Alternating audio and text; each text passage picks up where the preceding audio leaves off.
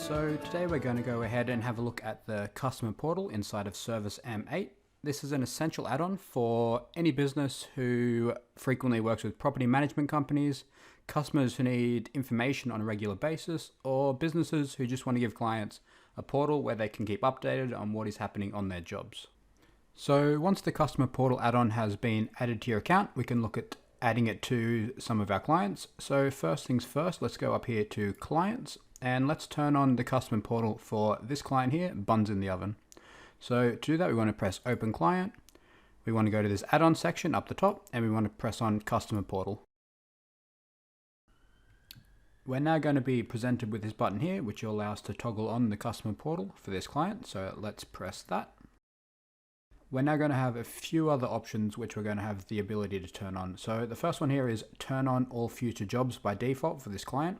So by pressing this, we're going to turn on the customer portal for any new jobs that we create for this client. So let's go ahead and press this. And from here, we can also turn on the customer portal for any past jobs for this client. So let's go ahead and press that as well.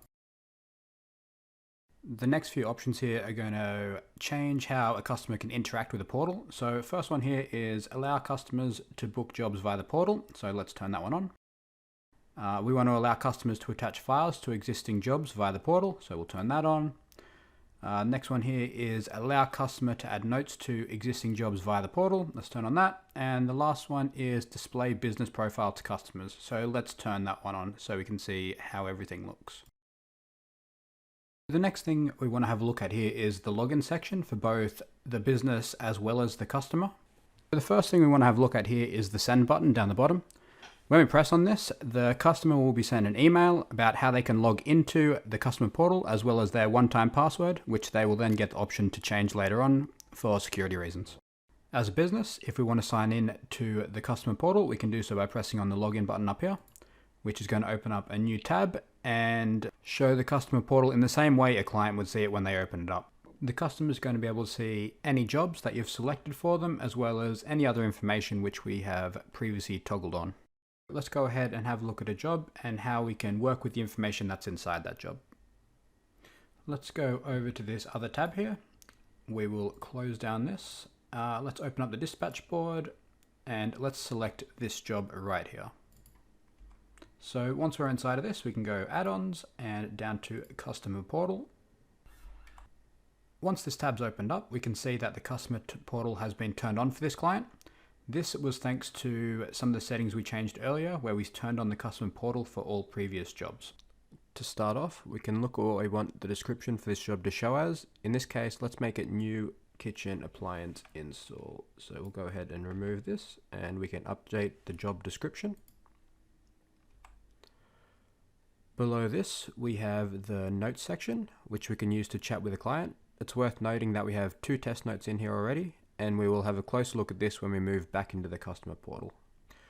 The last thing we're going to have a look at here is which attachments we want our customer to be able to view when they go into the portal. So let's turn on a couple of these. So we'll turn on this top picture, we'll turn on the quote, we'll turn on a document, and we'll also turn on this video down here. Now that that's all done, let's scroll back up to the top here and log back into the customer portal. Cool. Now that we're back in here, let's have a bit more of a look at what the customer will see when they log back into the customer portal. The first thing we can have a look at is the top bar. So up here, we'll see a logo for the company, as well as an email button, phone number, and any other business information which we have set up in the settings, which we'll cover in a second. If you have a look a bit further down, we'll be able to see our site for Buns in the Oven. Here we can see a little bit more information about the site and what's happening on it. The customer will be able to see if this site has any notifications, how many active jobs, and an easy way to request new work. From here we can also open up the site and get a bit more information about what's happening on it. So we can see here, as well as the previous information, we can also see a couple other things, such as when the next work is scheduled for this site, along with who will be doing it, and also any quotes or work orders which we have enabled for the customer portal for this particular site. Some other things worth pointing out is the email notification button up the top. Customers will be able to toggle this on and off depending on if they want notifications or not. Moving a bit further down, we can have a look at this add information button. So by clicking on this, a customer can quickly and easily add any information they want to a particular job. In this case, let's have a look here. We can change this job to job 18. We can add any attachments you'd want for this job, as well as any notes, and then we can hit submit. But as we haven't added anything, let's go ahead and close this down. And the final thing to have a look at here before we jump into one of these jobs is this button right here, which toggles between the jobs themselves or any attachments for all of our jobs. Cool, so let's go ahead and open up this job up here. Now that we have opened this up, we'll be able to see all the information we set up in the job card at the previous step, including the job description, the enable attachments, and the test notes we mentioned earlier. Let's scroll down a bit here and have a better look at notes. Using notes is a great way to communicate job-specific information with a client right from within the customer portal. Let's say a customer would like to let you know to use the side gate when entering a property. They can just come over here, type in their note, and hit the send button right here. The business will then receive an email saying they have a note for this particular job, so they can go and have a look at it. The last thing on this page worth having a look at is this attachment section down the bottom here. From here, we'll be able to see any attachments that we enabled at the previous step, and also accept any outstanding quotes. So for example here, we can press accept quote and press OK. And now you can see here that quote number 18 has been swapped from a quote to a work order. The last thing we want to have a look at today is the settings for Customer Portal. So to do that, let's go ahead back to our original tab, close down everything in here, open up the add-ons, open up the Customer Portal, and from here we can have a look at all the settings related to the Customer Portal. The settings for the Customer Portal are broken down into different sections. First up is the display section, which will allow us to toggle which additional information a customer sees when they open up a job, as well as two other options for customizing the look of the Customer Portal. The first one is being able to change the color of link buttons, and the second being the place where we can change the image which is displayed on the customer's login page. These are both great ways to make the Customer Portal unique and more on brand. From here we can scroll down and have a look at the job creation section. In this section we'll be able to modify the details of the request work button inside of the Customer Portal. So first up, we'll be able to select the default status for any new jobs which are requested from the client within the Customer Portal. So we can do that by clicking here and choosing between quote or a work order.